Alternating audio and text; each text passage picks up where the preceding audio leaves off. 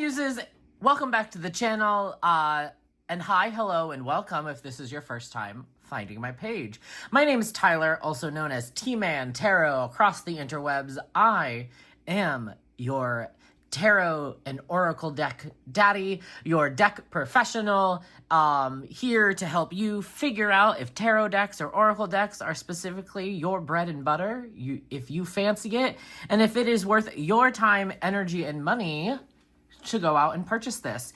Today, we are taking a deep dive into the Oracle of the Divine by Yoshi Yoshitani. This is the sister deck that goes along with the Tarot of the Divine, but we are going to do a side-by-side, play-by-play with both Tarot and the Oracle of the Divine in another video. But today, we are just taking a deep dive into the Oracle of the Divine. Now, friends, I have tried to record this video 8 times.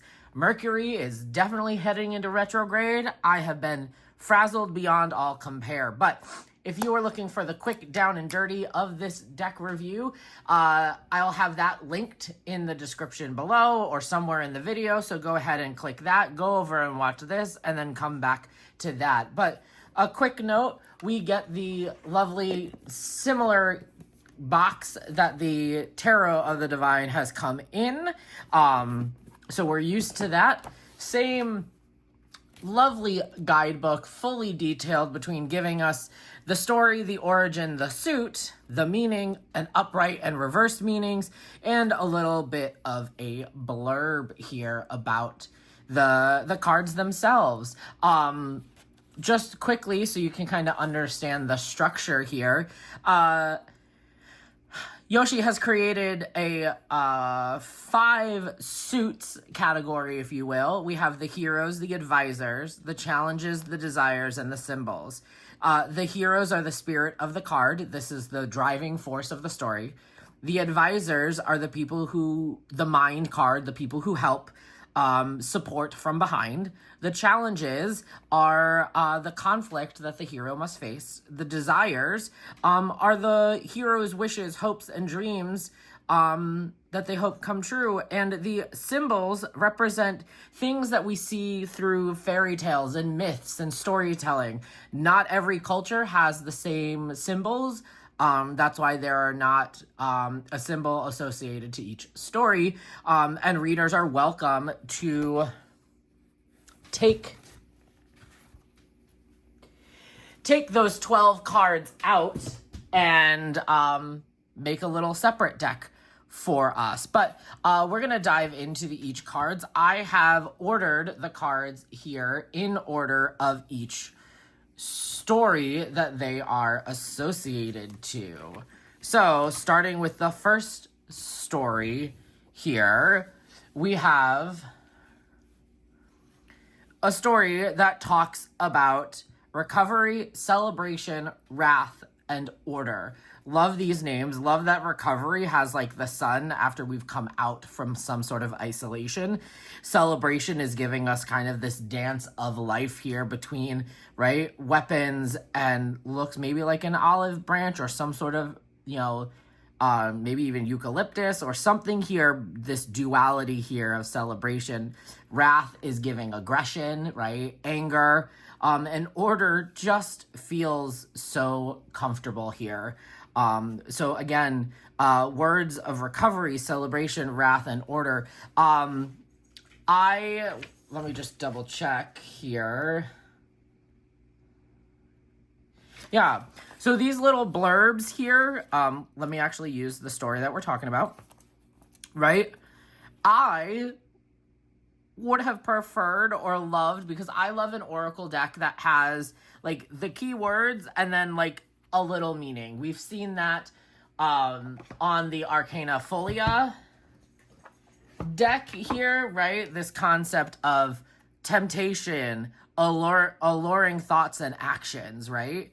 Kind of giving us, like, I don't need to go to the guidebook. I've got enough information here.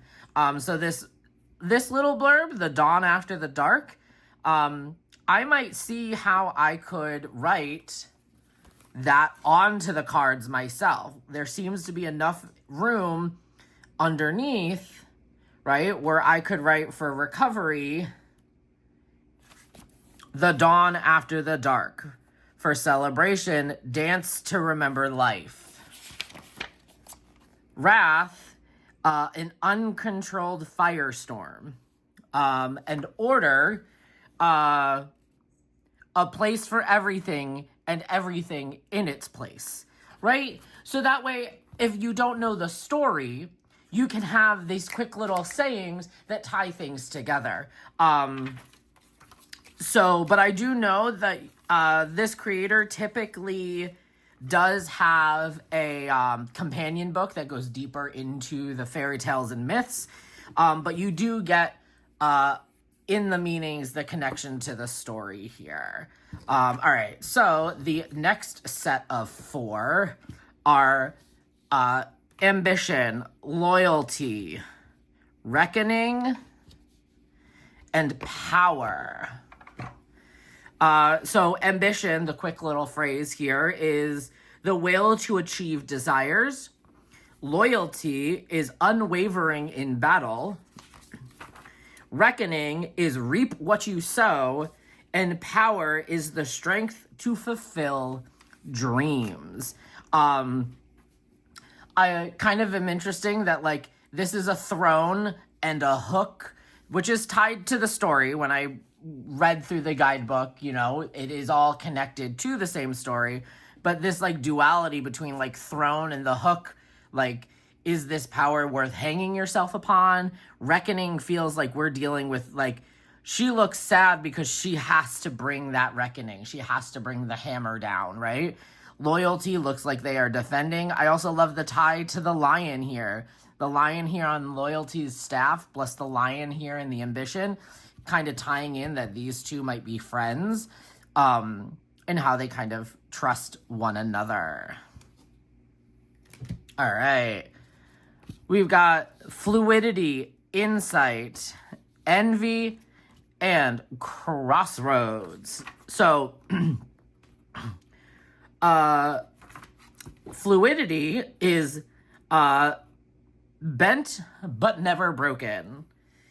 Insight is wisdom comes from observation.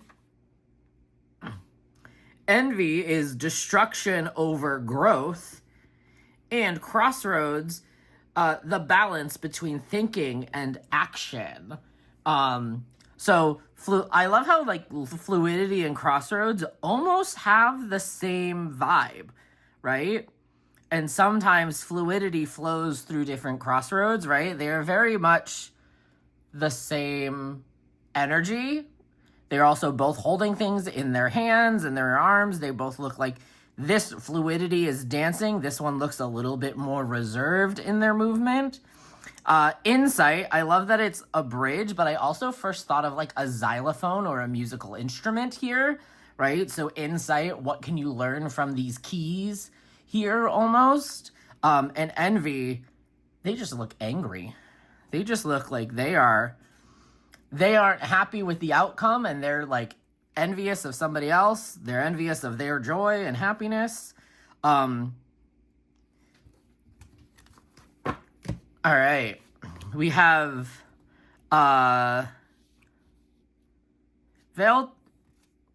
vitality, temptation, obstacle, and stability. So, vitality, stay on your toes. Temptation is spoil yourself.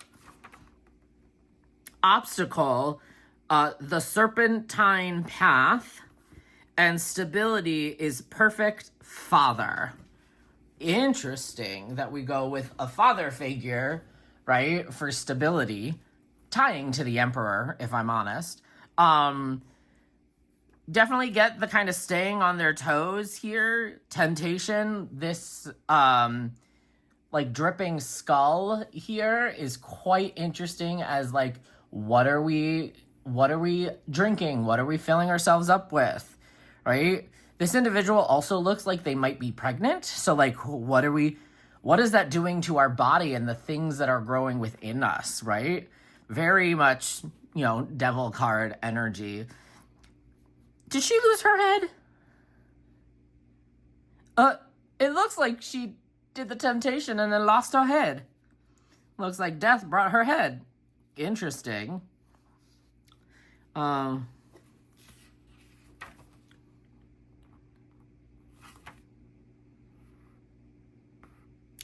Interesting. So, right? I love these little keyword phrases, and I'm tempted to handwrite them, but I don't know how writing on the kind of like textured cards is gonna work out.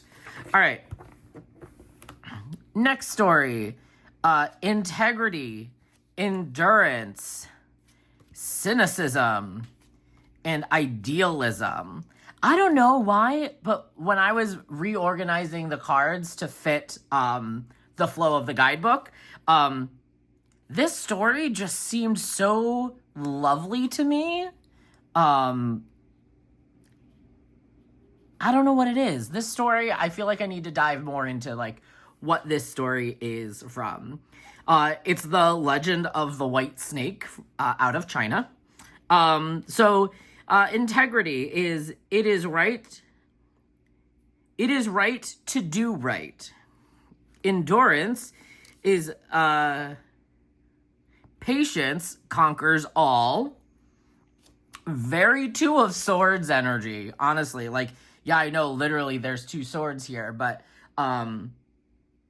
it's fun to kind of see that energy there. Cynicism, blind to any good. Interesting. Blind to any good. And we have some sort of individual with their back towards and looking away from a turtle, some crystals, looks like death, maybe even some like rotted fruit here. Interesting. And idealism, the rain makes the flowers bloom. This is the card that really intrigued me. It's giving me, I also kind of love a rainy day, and I don't necessarily enjoy carrying umbrellas. Hot take, I think umbrellas are superfluous, especially here in the city, because people don't know umbrella etiquette. And the amount of times I've gotten almost poked in the eye. And also having family members who have tripped and fallen and and been carrying things in their hand. I have an unconscious fear of tripping and falling and not being able to catch myself. So umbrellas really get that going for me. But this character kind of reminds me of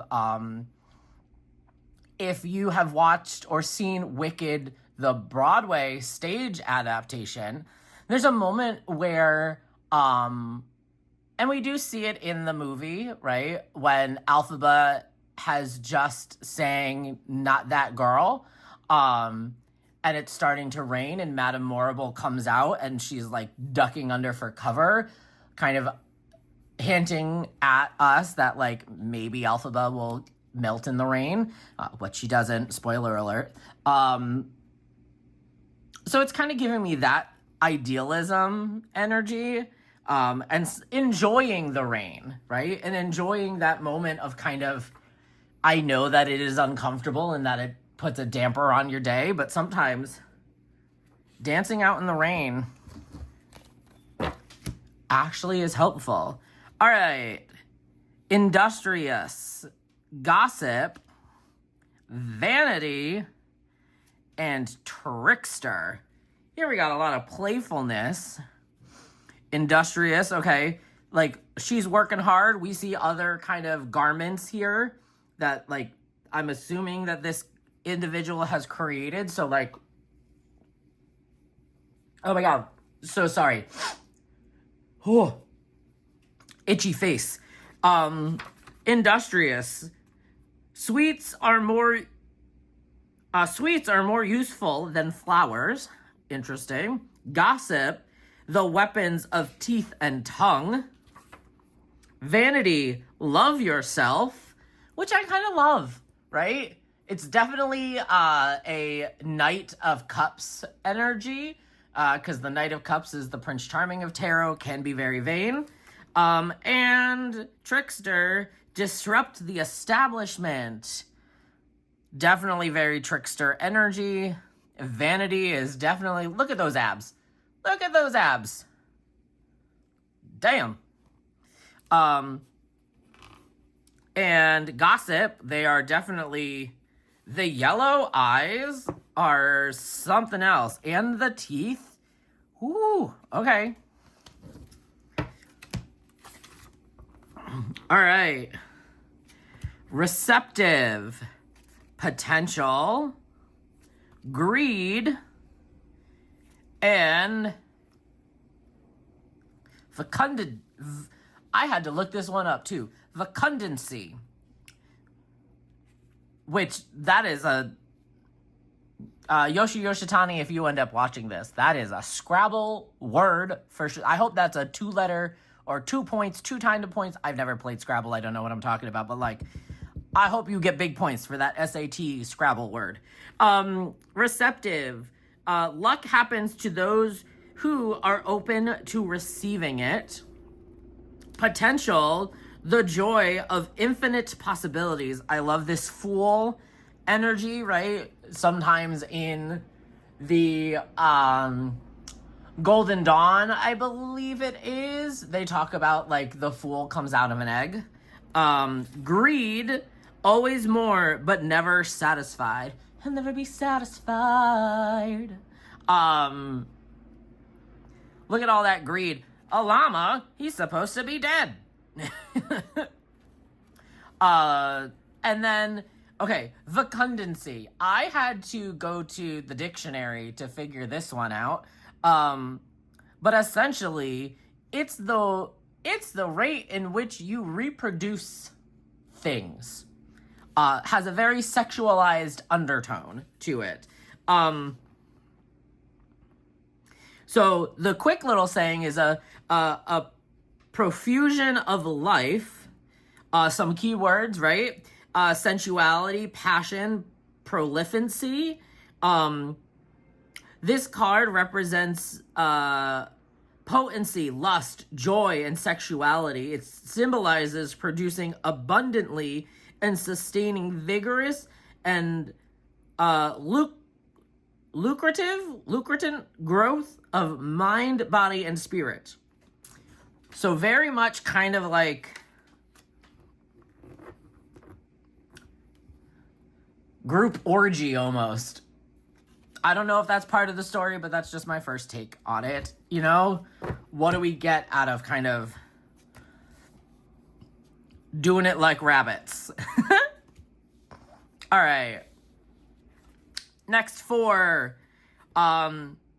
This is a story that I have kind of grown and loved. It's the story of Achilles. So this one I am well aware of.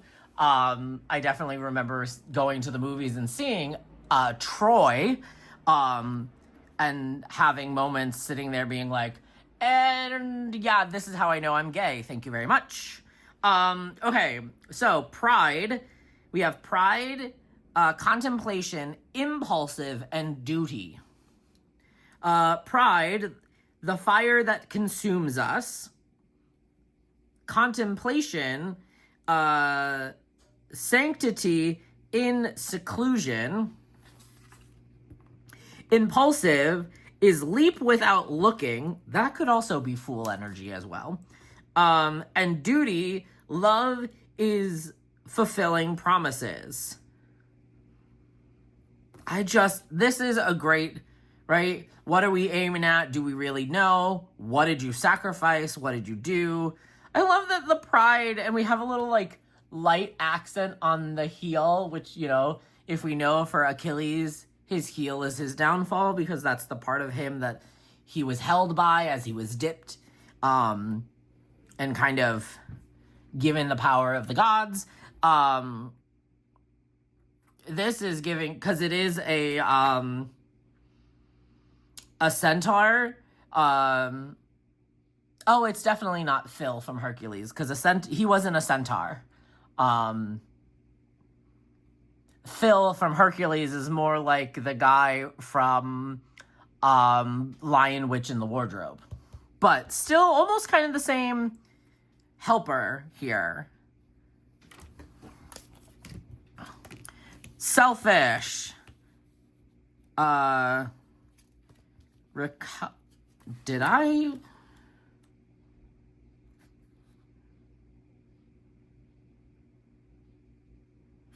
Okay, I'm not going crazy. We do have the word recovery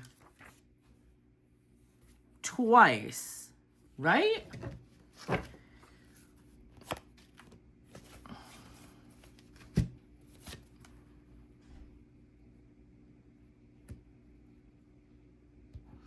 Okay, interesting. That's tricky, because why is the word...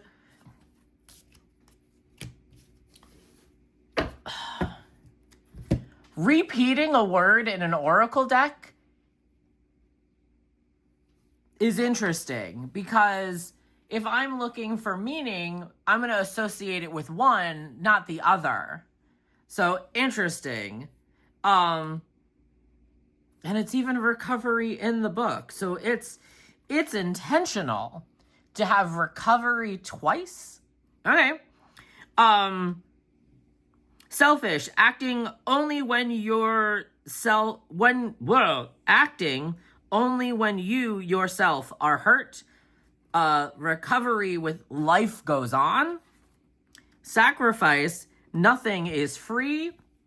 And abandonment is the last one. Leave those who leave you. Love that, this notion that, like, sacrifice, nothing is for free. Like, what are you going to get hurt by? Selfish. And abandonment, that is a strong card. It also looks like snakeskin over the canopy of the tree. So, like, what have you shed during your sacrifice?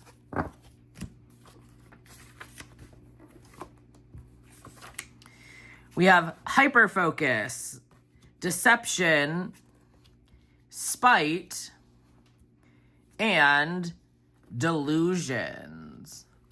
So, hyperfocus, consequences of your own making, deception, lies of omission,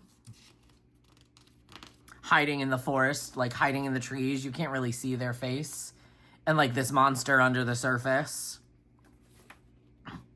Spite is salt the earth. Ooh. That's a strong one, because we've seen in storytelling and also throughout history, right? When you salt the earth, nothing can grow.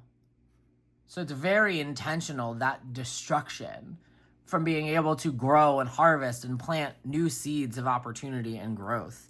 And delusion, the illusion of perfection. And we do have this kind of really almost idyllic scene here, but like the eyes and the shadows, like what's actually happening behind us.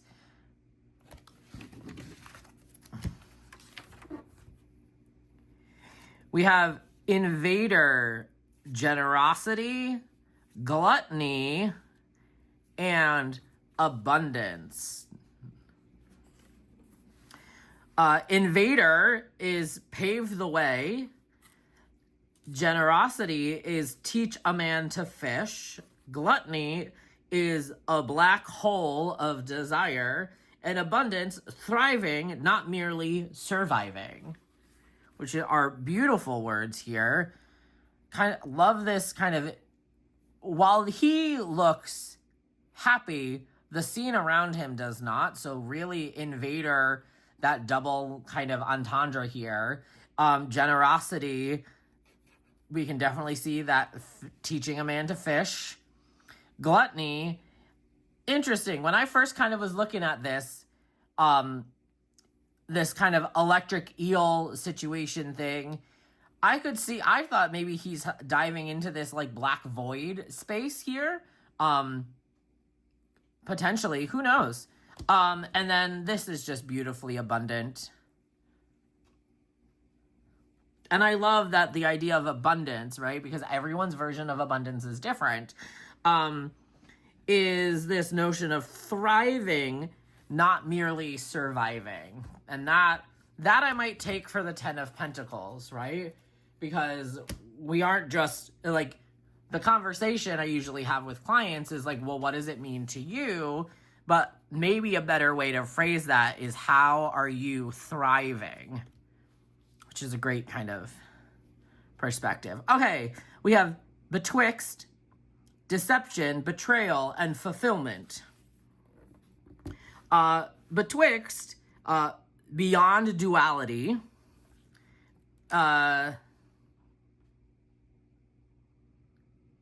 desertion,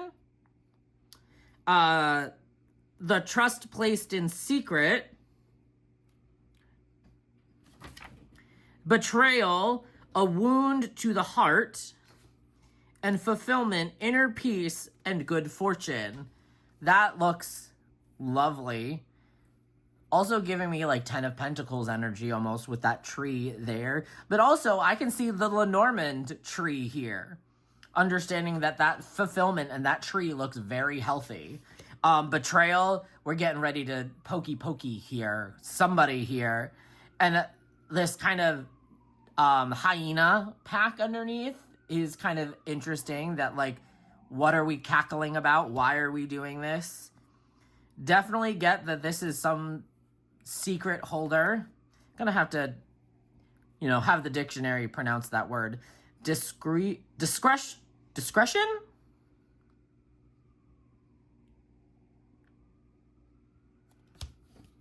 And then betwixt, definitely you can, I'm not necessarily, what is it saying? Beyond duality.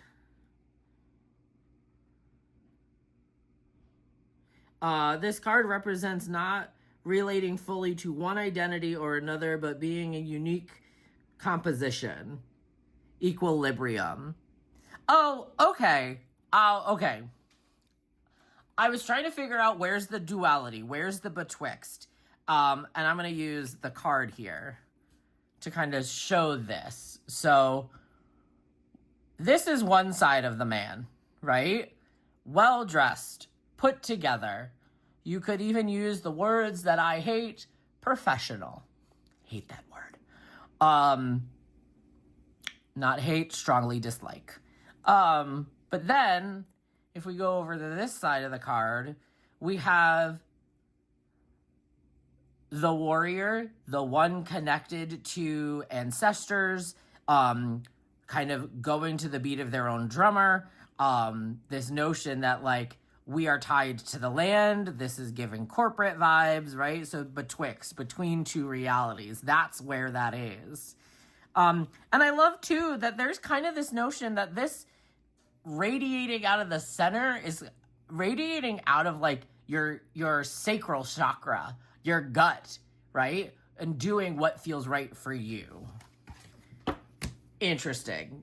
Fun. Okay, so now we are moving into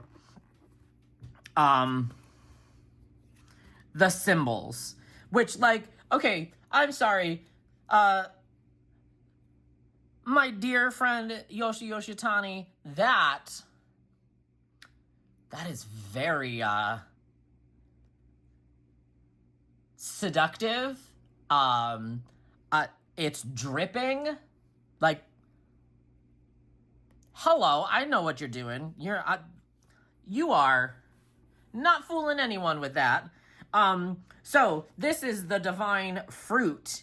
And it talks about a single bite, was all it takes. Opportunity, reward, delight. Represents luxury or an earned prize. The apple, the fruit from the tree of knowledge. A peach of immortality, golden apple of youth, pomegranate of the underworld, right? These ideas of stories that talk about fruit, good, bad, or indifferent. The mirror. An example of looking glass, almost. A window to the soul, meditation, clarity, and self-awareness here. See it in Snow White's magic mirror. Medusa. are some stories that are represented with that. The Forbidden Box. Well, interesting. I just think of automatically, I'm going to pull this in just a little bit more. Pandora's Box. Pandora's Box, Sleeping Beauty's Spindle, White Bear King, White Bear King Velman. Curiosity killed the cat, but satisfaction brought it back. The things that are hidden away that we decide to open. You can also reference this as playing Jumanji, right?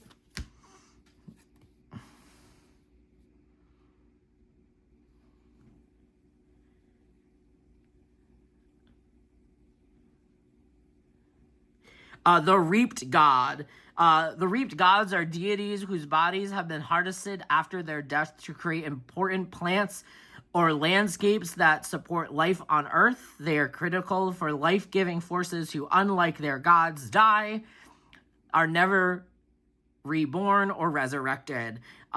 Death creates life. Okay, we can definitely call that the death card, right? Definitely with that notion. The Instrument, transforming the heart into art. Pan's Panpipe, the Greek Muses, the Devil's Fiddle.